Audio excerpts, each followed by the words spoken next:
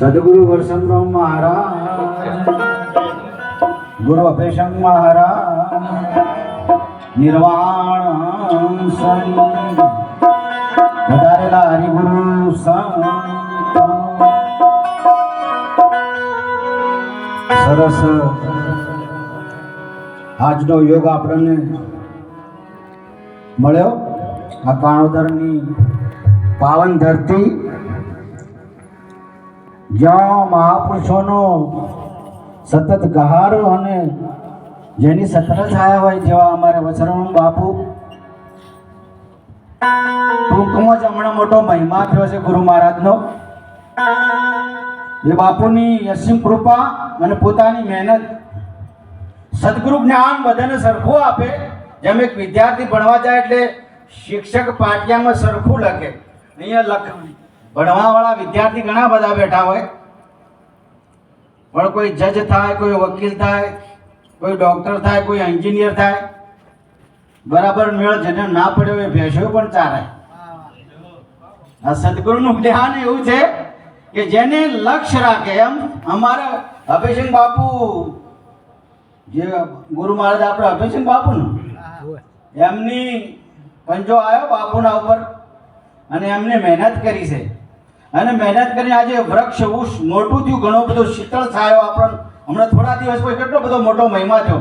હું તો જોઈને જ ચકસ થઈ ગયો. આટલા બધા મહાપુરુષો અને આટલી બધી સેવા. આપણને બાપુના બે પગ ધોઈને પીએ તો એના ગુણ ભૂલાય એવા નહીં. તાળીથી બતાવો બાપુને એકવાર. એટલો બધું સતત મહેનત જેની હોય છે. દ્રષ્ટાંત આપી પેલું તો શિક્ષકનું. મહેનત હોય તો તમે ડોક્ટર થઈ ગયો ને વકીલ થઈ ગયો. એમ સદગુરુ ચરણે જ્ઞાન તો બરાબર, જ્ઞાનમાં કોઈ ફેરફાર નહીં. જ્ઞાન અખંડ છે, સદોદિત છે, કાયમ છે. પણ પોતાની મહેનત હોવી જોઈએ. પોતાની મહેનત પરિપક્વ હોય તો આજે બાપુએ જે ડંકો વગાડ્યો કોણોદરમાં આખા વિશ્વમાં, નિરોધમાં, આખા નિરોધમાં ગણો તો ખરો. આજે બધે ઠેર ઠેર આતમને અજવાળે. અને આતમનું અજવાળું થાય એટલે પછી કોઈ બાચી ના રહે. બીજું પછી કોઈ અજવાળાની જરૂર નહીં. આતમ જ્ઞાન થાય છે એને વાત ફટી ગઈ. પાસે સદગુરુ મળે એટલે આતમ જ્ઞાન થાય. એવું બાપુનું પુસ્તક આજે જ મેં થોડો નજર નાખી.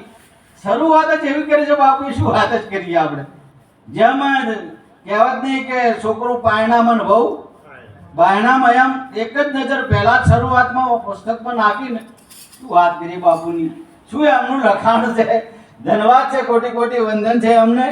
અને આવા મહાપુરુષોની આપણે બધા ડંકો વગાડે ધન્યવાદ કહેવાય. મનુષ્ય અવતાર એક પારસની આ જે દેહ મળ્યો છે માતા પિતાના ગુણથી મળ્યો છે અને એનાથી જ પરમાત્માની પ્રાપ્તિ થાય. મનુષ્ય અવતારી પણ મનુષ્યનો અવતાર સદગુરુ ચરણે જવાથી થાય.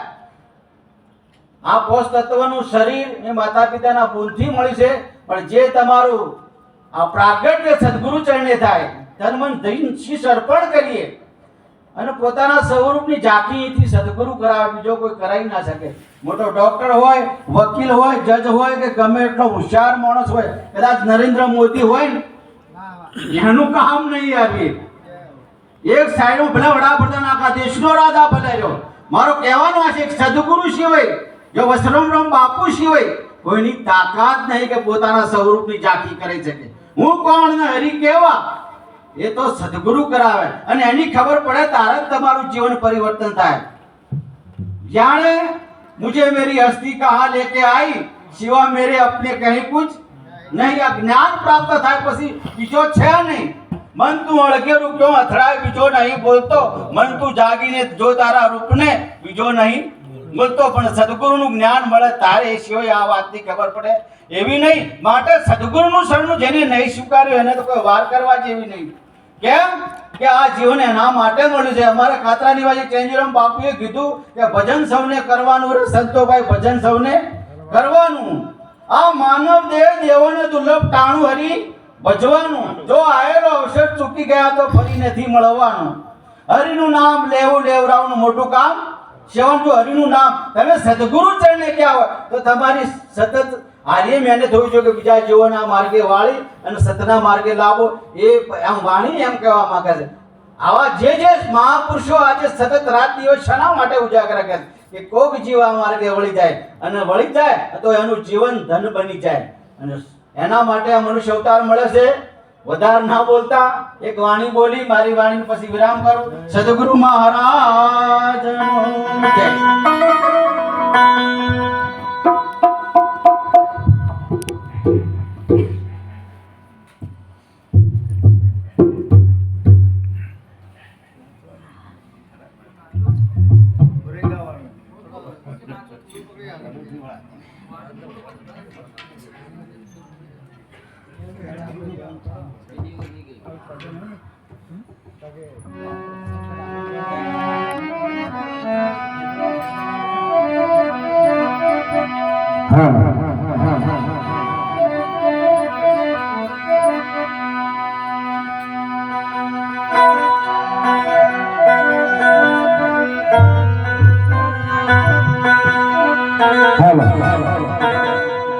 સદગુરુ મહારાજ સદગુરુ વરસદરામ મહારાજ નો જય.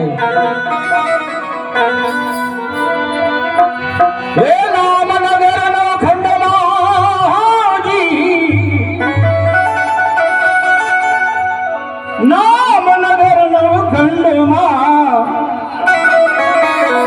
નિરાત નિર્ગુણ દેશ અમાર ફરતાની તુજે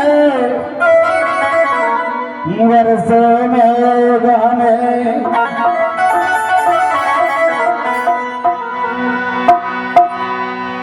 निरातन का नाम की हाजी